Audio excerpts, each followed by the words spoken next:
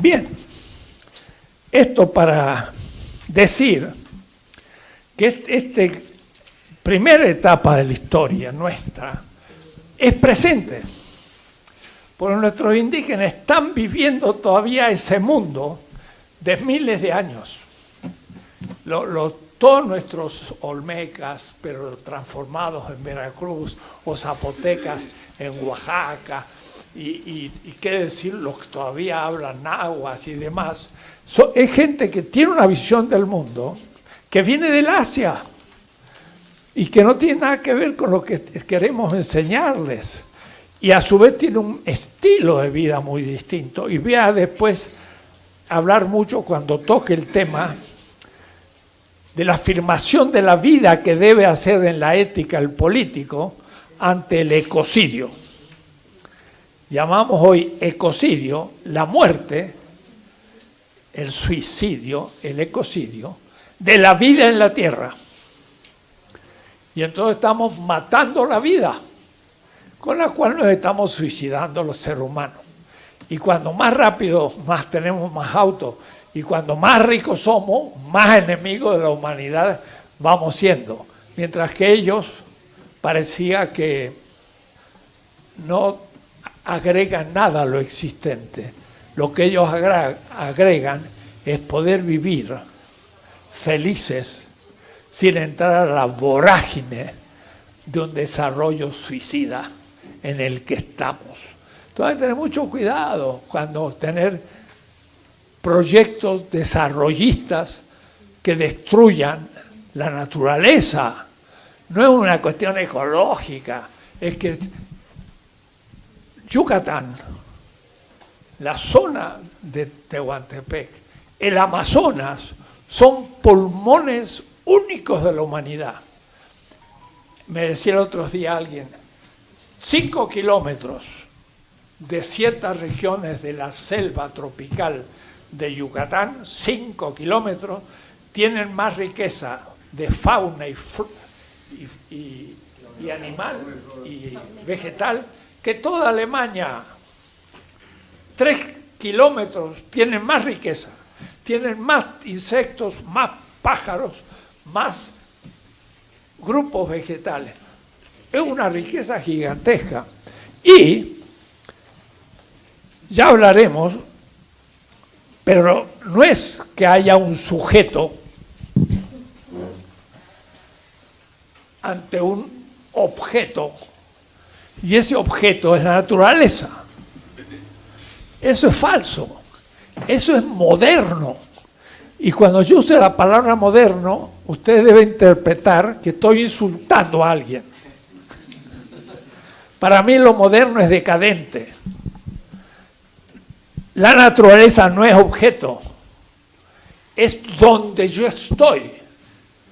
O es decir, es el todo donde yo vivo. Entonces, yo soy un sujeto que vive en la naturaleza como el todo que me determina y no como un objeto que tengo ante mis ojos. Y si yo mato la vida, como lo estamos haciendo, y ya lo verán, porque va a ser un tema ético fundamental, si yo mato la vida me estoy suicidando, porque vamos a desaparecer como especie y rápido. Como vamos, ni un siglo va a durar esto, a lo más 2, y la humanidad va a desaparecer. Miren lo que está pasando con el plancton y el plástico en los océanos, el hueco de ozono, el aumento de la temperatura. Este año pasado ha sido el más caliente desde que tenemos termómetros. Y ahora en Berlín ha habido 40 grados, que parecía Acapulco, pero después han venido unos fríos, hace pocos días, de 30 grados bajo cero en Estados Unidos. Nunca había habido tanto frío en Chicago y estas regiones. ¿Qué pasa? Eso ya no es natural. Eso es fruto de una civilización.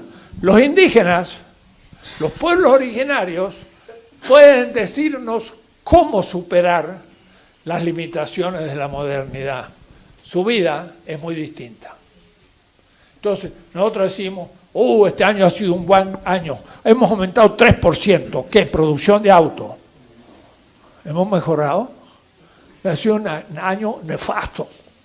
Tendríamos que haber dicho, este año usamos 3% menos de autos y 3% más de monopatines y bicicletas y otra cantidad de cosas que tenemos que empezar a aprender de ellos, de nuestros indígenas, que saben cómo vivir la naturaleza.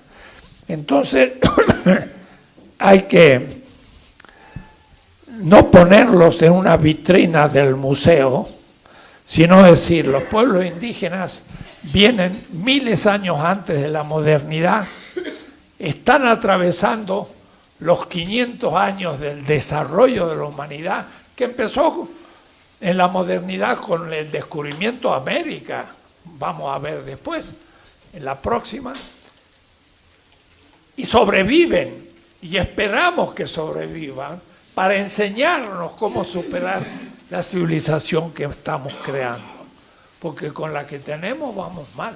Claro, alguien dirá, tenemos más autos, tenemos medios de comunicación, sí, pero ahora vamos a tener que elegir entre la tecnología cuál es susceptible de ser reproducida según el criterio de la vida y no el aumento de la ganancia del capital. Y ese va a ser el tema ético central. Y eso, cuidadito, Morena va a tener que todavía caminar largamente. Por eso va a ser una transformación, pero no una revolución. Para una revolución hay que hacer más que una transformación. Pero ya muy bien si hacemos una transformación que posibilite crecimiento futuro. Y entonces hay que tener conciencia de los límites, porque hay una extrema izquierda muy honesta y muy moral o ética que quería una revolución a fondo. No es posible. Hay un principio de factibilidad. Miren lo que le está pasando a Venezuela. Hugo Chávez habló del socialismo del siglo XXI y se equivocó. ¿Por qué? Porque intentó demasiado. Ahora, ¿quién le sugirió ese nombre? Hans Dietrich, un profesor de la UAM Xochimilco. Y el otro día vi que hacía un diálogo con la Aristegui en CNN. Y a Hans Dietrich parecía que había dado vuelta a todo y no reconocía el error de haberle inculcado a Hugo Chávez de hablar del socialismo del siglo XXI. Que ni él, profesor en la UAM Xochimilco, sabía qué era. Y Chávez tampoco. Y Maduro tampoco. Y se están jugando por alguien que nadie sabe lo que es. Evo Morales es un indígena. Es más sabio. Ellos dicen, nuestro proyecto lo estamos haciendo. ¿En qué consiste? Ya veremos. Y eso es lo sabio, porque no sabemos cuál es el proyecto. Y no podemos saberlo, y nunca nadie lo supo, el proyecto en el que se metía. Porque se va haciendo de la marcha. El capitalismo en el siglo XVI ni sabía lo que estaba haciendo, ni sabía qué era el capitalismo. Apenas se empezó a sospechar lo que era, 3 siglos después, en el XVIII. Entonces, ¿y usted está en contra del capitalismo neoliberal? ¿Cuál es su proyecto? No tengo. Entonces si no tengo, cállese. No. Nadie tiene un proyecto, porque el proyecto se hace sobre la marcha. Lo que yo sé que esto no funciona, y vamos a ir probando por error y dentro de lo posible, y según principios éticos, ¿no? Dentro de lo posible y después cometo contradicciones. Entonces, lo político exige la factibilidad, hacer lo posible. Y en eso, el presidente es un excelente ejemplo. Tiene un olfato político que no es populista, es distinto. Vamos a probarlo tiene un olfato ético, pero dentro de lo posible, pero no de un pragmatismo sin principios, sino de un pragmatismo con principios éticos. Y el que tiene principios éticos no puede hacer todo, sino algunas cosas, porque los principios éticos no me dejan hacer todo. Pero dentro de lo que puedo hacer éticamente, haré lo posible. Volverme contra Estados Unidos como el pobre Maduro es imposible y es una mala ruta.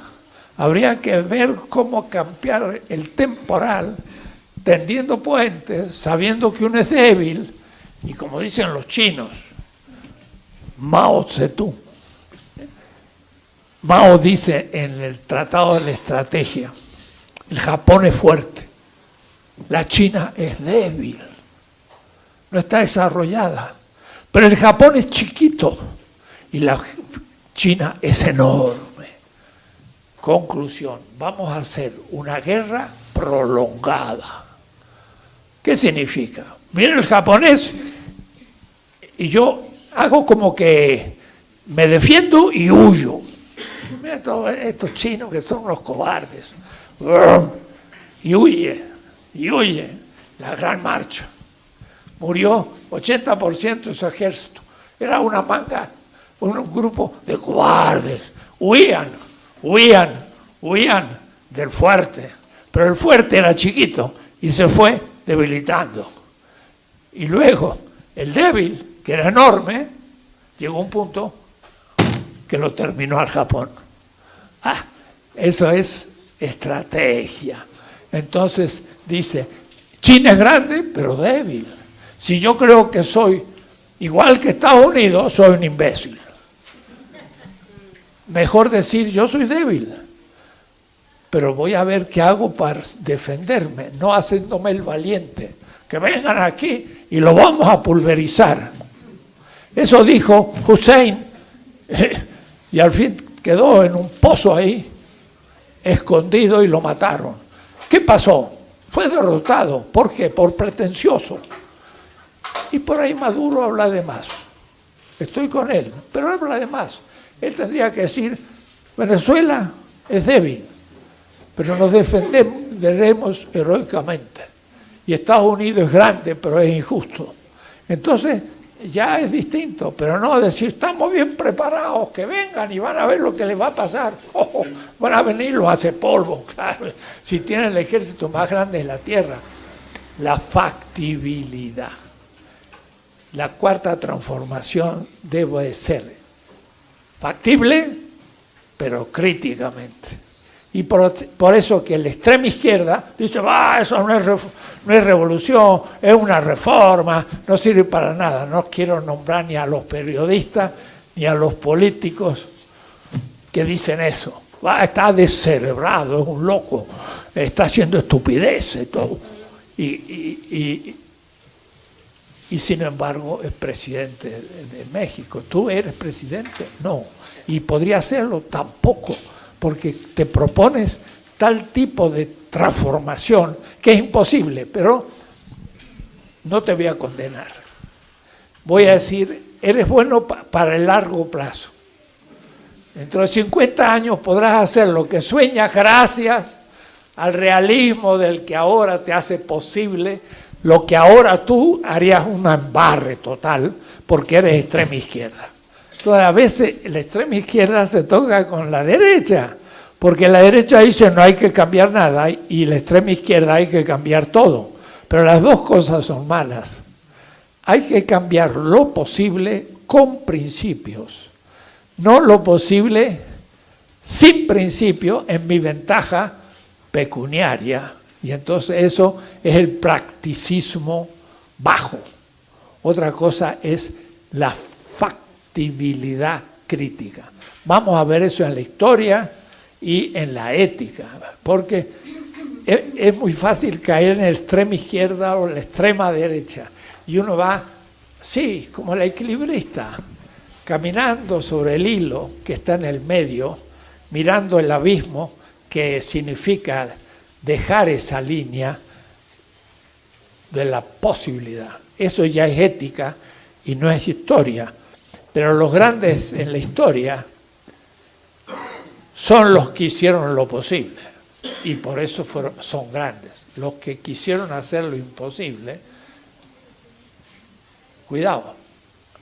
Algunos quisieron hacer lo imposible para los conservadores y hasta perdieron la vida. Y también son grandes. Pero hay que estudiar muy concreto. Hidalgo se jugó por algo que todavía era imposible. Y murió en querer lograr la independencia. No lo logró él, se logró después. Entonces, de alguna manera es el padre de la patria, pero fracasó. ¿Y cómo puede ser que un fracasado sea el padre? Sí, porque marcó el camino. Entonces, en la ética hay que tener visión compleja, porque hay distintas funciones que cumplir.